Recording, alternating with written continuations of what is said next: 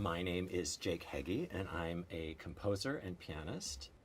What is different about the film and the stage piece? A lot. The things that is the same is the central journey of George Bailey, a man who has been born and raised in this small town of Bedford Falls, New York, and the people that he has interacted with over his life, and then a crisis point that happens for him where he feels like, I've worked so hard to make a difference in this community, to help people out, to build this whole thing, and fought against the forces that were trying to tear him down and stop him, that he wonders if it's all worth it, and he comes to this big crisis point. That is the central storyline that stays the same. How we tell it is very different, because the film, of course, does things that you can only do with a movie. It does fast cuts, and it does scene changes really quickly, and it does close-ups, you know, and then it pulls back, and it does a big panorama. You can't do that in an opera. So the way we tell it is we had to find a way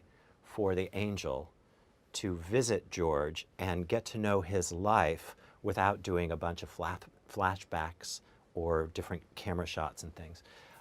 So Gene came up with the idea of a series of doorways, in a sense that, in a place that's like an attic where heaven and earth meet. And all of these different doors are different avenues to different days and events in George Bailey's life. And by going through this door or that door, we learn another detail of George's life. When he was a child, when he met Mary Bailey, when they were at the high school dance and the pool opened up and they all fell in. All these different wonderful events in his life that led him to be the person that he is. So the way we do it in the story is we start in the heavens with our angel is Clara rather than Clarence, a soprano, because it's an opera. And Clara is hearing things that the other angels can't hear for some reason. She's hearing all these prayers for this man named George Bailey. And she asks the angels about it, and the voice of the heavens, which is voiced by Patti LuPone, because of course, you think of the voice of the heavens, who are you going to think of? Patti LuPone. She's a great friend, and she did it as a favor. The voice of the heavens assigns Clara to save this man's life. We see him on the bridge thinking of taking his life. It's Christmas Eve. They say, we got to help her. We got to help him. We got to save him. We're going to send Clara to save George. And so time stops, and we go to George's childhood. And one by one, through events, we watch Clara.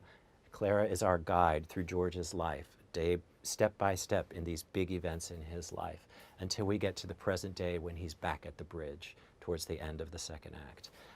So we had to do things very differently from the movie. I went on a little too long. I hope you can edit some of that out. We had to do things differently for the stage, but essentially the basic story is there. It's just telling it so that it feels like it's happening in real time, from childhood to the events at the bridge, without a bunch of flashbacks going back and forth between, because that's very difficult to keep up with. And introducing the characters that influence his life and watching the family of George Bailey grow and expand as he influences his community and then comes to this big crisis point. The world without George Bailey, when he's given this amazing gift by this angel, where he gets to see what the world would be like without him. This was a big discussion that Gene and I had when we were working on the libretto and shaping the piece, because we knew that suddenly the world without George Bailey had to feel different, had to look different, and had to sound different.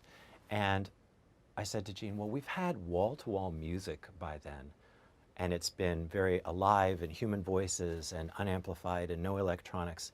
What if, for the world without George Bailey, suddenly we're in a world where there is no music, where all there is this haunted, sort of vacant void sound, and everyone speaks in dialogue rather than singing.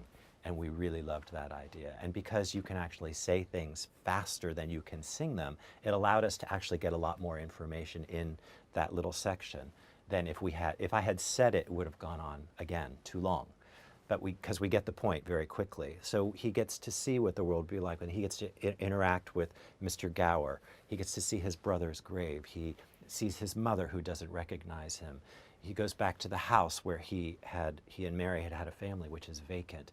And the angel, Clara, is his guide through all of this until finally, very shortly, I think it's like 6 or 7 minutes long, that entire scene, he's on his knees saying, I just want to live again. But I think it works really, really well. It's very surprising, and it was a very, I think, bold and dramatic choice. And it allows the audience suddenly to go into a different level than having the comfort of music constantly guiding you. You suddenly are in a very different world with him. I think another hard thing in the telling of it on the stage is that there's so much exposition. There's so much to get to know before you get to know why this moment in George Bailey's life is so crucial, that getting through all of that exposition as swiftly as possible and cutting to the chase, sort of, was very difficult. And the difference with opera, film, etc., is, of course, in an opera, the final character to arrive is the audience. And you can think you know what you have, but until the audience shows up, it's all abstract. It's all in our heads. We can think it's wonderful and great and clear and perfect, and then the audience shows up, and sometimes they're sitting there, huh? And which is not a good thing. And sometimes they're very excited and with you, and it's measuring and reading that to see where it needs to move along, what could be cut, what could be made better. And so we learned from the audience in Houston, we learned from the audience in IU, and we're arriving fully formed here in San Francisco.